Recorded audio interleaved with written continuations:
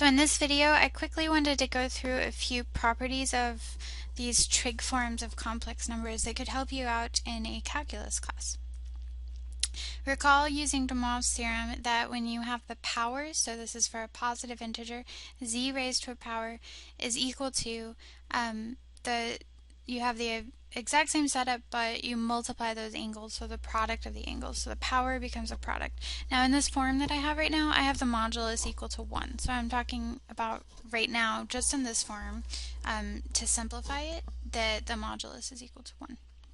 So reviewing this from your previous homework assignments, I also want you to consider if I had taken that original expression as a binomial and squared that and expanded that. So that is what I have here. So cosine squared, I would have had negative sine squared, a pure real value there. And then the 2i of the product of those, you would have had 2 I cosine times sines. Now, because of De Moivre's theorem, so for n equals 2, this statement should be true, then I have these set equal to each other. The values on the left, or the expansion on the left, simply came from expanding the binomial squared, so from the algebraic rules, and on the right I'm using De Moivre's theorem. Since z squared must be both of those, and I have them set equal to each other. If you have complex numbers that are exactly the same, or if you have an equation, so because I have this equality, then the real part of the left side must be identical to the real part of the right side, and the imaginary part on the left hand side must be equivalent to the imaginary part on the right hand side. You'll notice that I have these color coded, and if you look at the blue portion, that says cosine squared minus sine squared is equal to cosine of 2 theta, and 2 cosine of sine is equal to sine of 2 theta, the imaginary part. And those are actually just your double angle identities. So it makes me wonder, could we do this for higher degrees? And we certainly could. So I did teach you a couple power reducing identities, and we talked about how to reduce powers. That is very helpful in calculus, and now that we understand this complex notation, I just wanted to give you another method. Not necessarily something you'd always use, but something you might want to have in your back pocket for a rainy day. So maybe you'd want to, if you forgot another method that I've taught you before, this will give you a new method. So for De Moivre's theorem, if I take that complex number again, I'm ignoring the modulus, so modulus of 1 here. If I take that and raise it to the 5th degree, this right-hand side is based on De Moivre's theorem, what we studied from De Moivre. However, if in algebra I ask you to expand that binomial to the 5th degree, you might use Pascal's triangle. So the 5th row of Pascal's triangle would be 1, 10, 5, 5. I'm sorry, it's 1, 5, 10, 10, 5, 1. You'll notice that I have these rearranged based on their powers. You would have had cosine to the 5th, cosine to the 4th, cosine cubed, etc. And so these are not arranged. I've skipped a step for the benefit of being able to fit it on this slide. But what I've done is rearrange those, so you might pause the video and take a minute and expand that. You could just write a plus ib and expand that to the 5th degree. Once you rearrange those, like I have the real part together and I have the imaginary part together. The real part of the statement on the top part of the slide must be equal to the real part on the bottom, and the imaginary part also must be equivalent. Now, why is that useful? Perhaps sometime in your future you'd need to know, this wouldn't be the power reducing exactly, but I'll do that one next. But perhaps you needed some identity for cosine of 5 theta. This simply just gives you another identity. This isn't extreme, this isn't going to save you time necessarily, but it could come handy perhaps with maybe even a puzzle, sometimes those challenges, or just kind of being aware of this. It's a cool property. So this would help you out with, and I have this labeled higher powers. Here's another reason why this is helpful.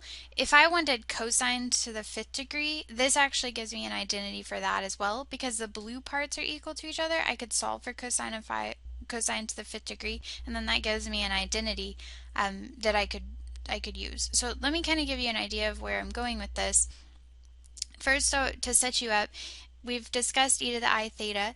E to the negative I theta, what you do for that is you it's the exact same, but you're plugging in negative theta. Because cosine is an even function, we have cosine of theta remaining.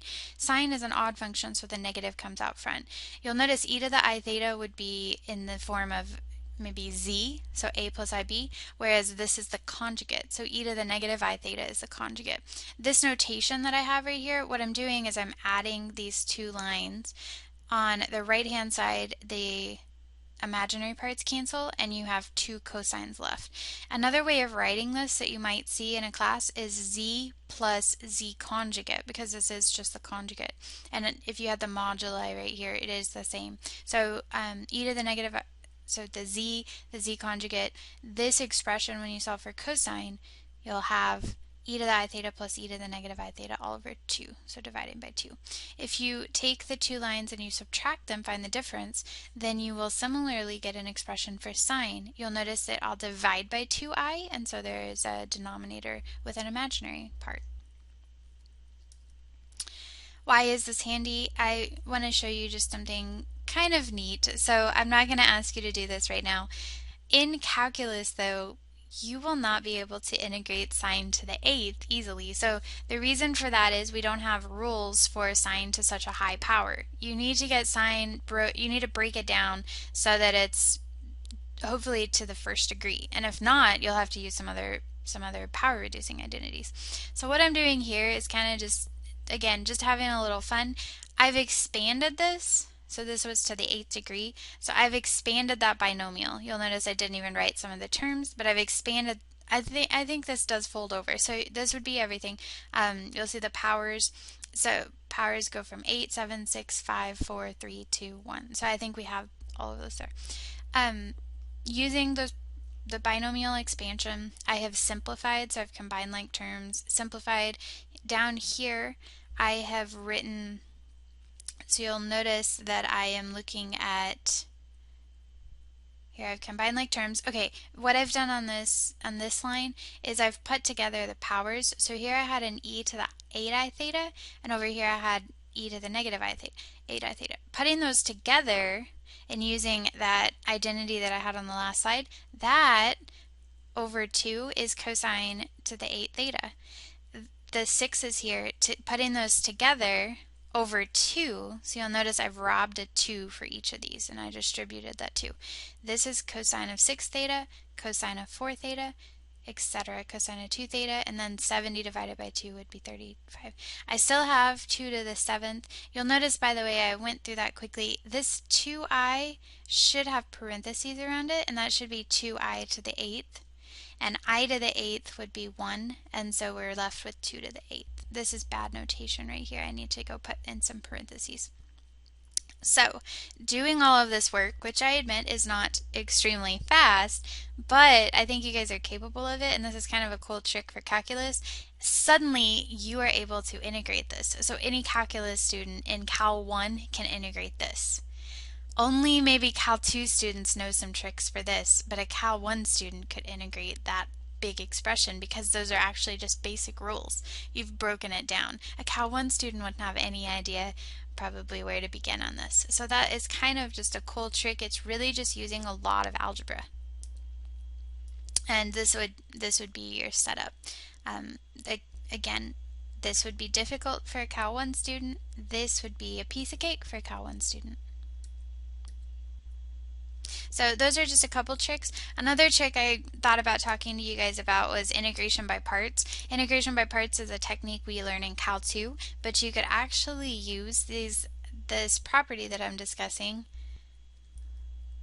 with these expressions to integrate the product of transcendental functions. So this might come up in your future. I just wanted you to be somewhat familiar with it, and these are kind of cool tricks that you could, if you know them, you could kind of pull them out when helpful in calculus and maybe wow a teacher sometime. So that is the end of this quick slide. Thank you guys. Bye-bye.